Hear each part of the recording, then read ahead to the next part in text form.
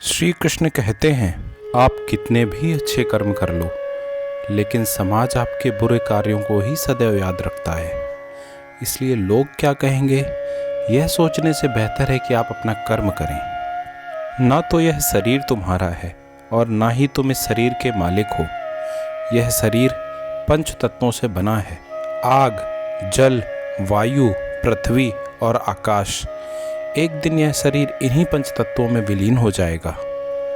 प्रत्येक बुद्धिमान व्यक्ति को क्रोध और लोभ त्याग देना चाहिए, क्योंकि इससे आत्मा का पतन होता है। जन्म लेने वाले के लिए मृत्यु उसी प्रकार निश्चित है जितना कि मरने वाले के लिए जन्म लेना। इसीलिए इस विषय पर शोक मनाना व्यर्थ है। गीता में कहा गया है, जो इंसान किसी की कमी पूरी करता है वो सही अर्थों में महान होता है। तुम्हारे साथ जो हुआ वह अच्छा हुआ, जो हो रहा है वो भी अच्छा है, और जो होगा वो भी अच्छा होगा। श्रीमद् भागवत गीता के अनुसार जिंदगी में हम कितने सही हैं और कितने गलत हैं, यह केवल दो लोग जानते हैं, एक परमात्मा और दूसरी हमारी अंतरात्मा। जब तक शरीर है तब तक कमजोरियां तो रहेंगी ही। इसीलिए कमजोरियों की चिंता छोड़ो और जो सही कर्म है उस पर अपना ध्यान लगाओ। जीवन का आनंद ना तो भूतकाल में है और ना भविष्य काल में, बल्कि जीवन तो बस वर्तमान को जीने में है। श्री कृष्ण कहते हैं, अर्जुन, तुम भला क्यों रोते हो? तुमने जो खोया क्या वह तुमने पैदा किया था? आज जो तुम्हारा है वह कल किसी और का होगा, क्योंकि परिवर्तन ही संसार का नियम है। किसी का अच्छा ना कर सको तो बुरा भी मत करना, क्योंकि दुनिया कमजोर है लेकिन दुनिया बनाने वाला नहीं। यदि कोई व्यक्ति विश्वास के साथ इच्छित वस्तु को लेकर नित्य चिंतन करता है तो वह जो चाहे वह बन सकता है। सच्चा धर्म यह है कि जिन बातों को इंसान अपने लिए अच्छा नहीं समझता उन्हें दूसरों के लिए भी प्रयोग ना करे। कोई भी व्यक्ति अपने विश्वास से बनता है, वह जैसा विश्वास करता है उसी अनुरूप बन जाता है। मन अशांत है और उसे नियंत्रित करना कठिन है, लेकिन अभ्यास से इसे वश में किया जा सकता है। मेरे लिए समस्त प्राणी समान हैं, ना तो कोई मुझे अत्यधिक प्रिय है और ना ही कम, लेकिन जो मेरी भक्ति पूरे मन से करते हैं मैं सदैव आवश्यकता पड़ने पर उनके काम आता हूँ। मन की शांति से बढ़कर इस संसार में कोई भी संपत्ति नहीं है। जो मनुष्य फल की इच्छा का त्याग करके केवल कर्म पर ध्यान देता है वह अवश्य ही जीवन में सफल होता है। कोई भी इंसान जन्म से नहीं बल्कि अपने कर्मों से महान बनता है। अपना, पराया, छोटा, बड़ा इत्यादि को भूलकर यह जानो कि यह सब तुम्हारा है और तुम सबके हो। बिना फल की कामनाएं ही सच्चा कर्म है। ईश्वर चरण में हो समर्पण, वही केवल धर्म है। जो व्यक्ति क्रोध करता है उसके मन में भ्रम पैदा होता है, जिससे उसका बौद्धिक तर्क नष्ट हो जाता है और तभी व्यक्ति का धीरे धीरे पतन होने लगता है। श्रीमद् भागवत गीता में लिखा है, जब इंसान की ज़रूरत बदल जाती है तब इंसान के बात करने का तरीका बदल जाता है। इस संपूर्ण संसार में अपकीर्ति मृत्यु से भी अधिक खराब होती है। सदैव संदेह करने वाले व्यक्ति के लिए प्रसन्नता ना इस लोक में है और ना ही कहीं और। जीवन में सफलता का ताला दो चाबियों से खुलता है, एक कठिन परिश्रम और दूसरा दृढ़ संकल्प। जो मन को नियंत्रित नहीं करते उनके लिए वह शत्रु के समान कार्य करता है। कठिन परिश्रम से बचने के लिए व्यक्ति को भाग्य और ईश्वर की इच्छा जैसे वाहनों के बजाय चुनौतियों का सामना करना चाहिए। गीता में कहा गया है, कोई भी अपने कर्म से भाग नहीं सकता, कर्म का फल तो भुगतना ही पड़ता है।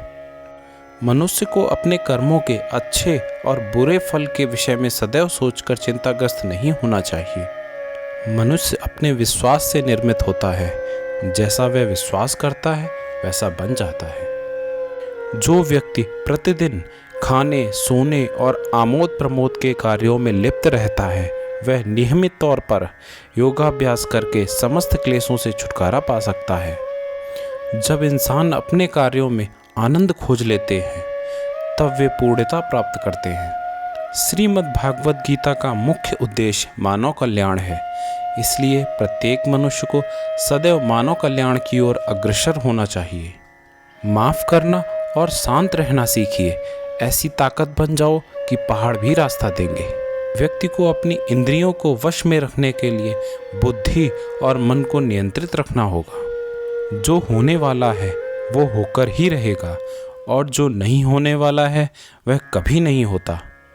ऐसा निश्चय जिनकी बुद्धि में होता है उन्हें चिंता कभी नहीं सताती। किसी भी व्यक्ति को न तो समय से पहले और ना ही भाग्य से अधिक मिलता है, लेकिन उसे सदैव पाने के लिए प्रयत्नशील रहना चाहिए। इंसान हमेशा अपने भाग्य को कोसता है, यह जानते हुए भी कि भाग्य से भी ऊंचा उसका कर्म है जो स्वयं के हाथों में है। व्यक्ति को आत्मज्ञान के माध्यम से संदेह रूपी अज्ञानता को समाप्त करना चाहिए।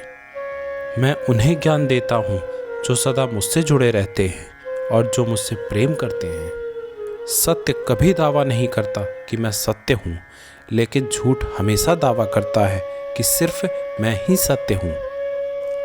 परिवर्तन संसार का नियम है। समय के साथ संसार में हर चीज परिवर्तन के नियम का पालन करती है। हालांकि मैं भूत, भविष्य और वर्तमान काल के तीनों जीवों को जानता हूँ, लेकिन मुझे वास्तव में कोई नहीं जानता है। संयम, सदाचार, स्नेह एवं सेवा ये गुण सत्संग के बिना नहीं आते। मनुष्य जिस रूप में ईश्वर को याद करता है, ईश्वर भी उसी रूप में दर्शन देते हैं। सज्जन व्यक्तियों को सदैव अच्छा व्यवहार करना चाहिए, क्योंकि इन्हीं के पद चिन्हों पर सामान्य व्यक्ति अपने रास्ते चुनता है। बुद्धिमान को अपनी चेतना को एकजुट करना चाहिए और फल के लिए इच्छा छोड़ देनी चाहिए। मन अवश्य ही चंचल होता है, लेकिन उसे अभ्यास और वैराग्य के माध्यम से वश में लाया जा सकता है। इंद्रियों की दुनिया में कल्पना सुखों की प्रथम शुरुआत है और अंत भी जो दुख को जन्म देता है। इस संपूर्ण संसार में कोई भी व्यक्ति महान नहीं जन्मा होता है, बल्कि उसके कर्म उसे महान बनाते हैं। जीवन में कभी गुस्सा या क्रोध ना करें, यह आपके जीवन को ध्वंस कर देगा। श्री कृष्ण कहते हैं, हे पार्थ, मैंने और तुमने अपने कर्तव्यों को निभाने के लिए धरती पर कई अवतार लिए हैं, लेकिन मुझे याद है और तुम्हें नहीं। वासना, क्रोध और लालच नरक के 3 दरवाजे हैं। जो व्यक्ति जिस देवता की विश्वास के साथ भक्ति करता है, मैं उस व्यक्ति की उसी देवता में दृढ़ता बढ़ा देता हूँ। सभी काम को छोड़कर बस भगवान में पूर्ण रूप से समर्पित हो जाओ, मैं तुम्हें सभी पापों से मुक्त कर दूंगा। कर्म करो, फल की चिंता मत करो। जो व्यक्ति मैं और मेरा इत्यादि की भावना से मुक्त हो जाता है, उसे जीवन में शांति की प्राप्ति होती है। आत्मज्ञान की तलवार से काटकर अपने हृदय के अज्ञान के संदेह को अलग कर दो। अनुशासित रहो, उठो और कार्य करो। जिस प्रकार से प्राकृतिक मौसम में बदलाव आता है, ठीक उसी प्रकार से जीवन में सुख दुख आता है, वह कभी स्थायी नहीं रहते। इस जीवन में ना कुछ खोता है ना व्यर्थ होता है। जो लोग परमात्मा को पाना चाहते हैं, वह ब्रह्मचर्य का पालन करते हैं।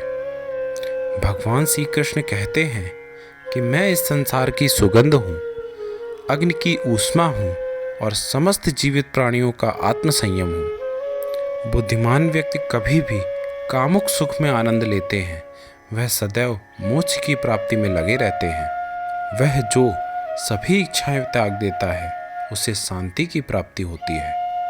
संपूर्ण संसार में जब अधर्म और पाप बढ़ता है, तो मैं धर्म की पुनः स्थापना के लिए धरती पर अवतार लेता हूँ।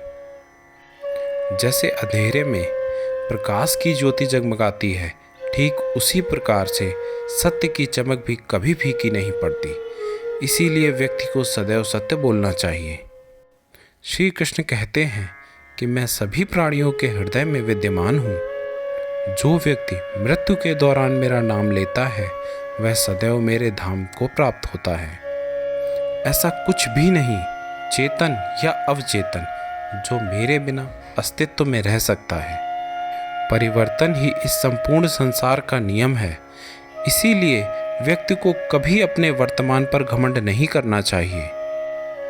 जिसने जन्म लिया है उसकी मृत्यु निश्चित है और मृत्यु के पश्चात पुनर्जन्म भी निश्चित है। व्यक्ति को अपने आप को सदैव ईश्वर को समर्पित कर देना चाहिए, तभी वह दुखों, चिंता और परेशानियों से मुक्त रह सकता है।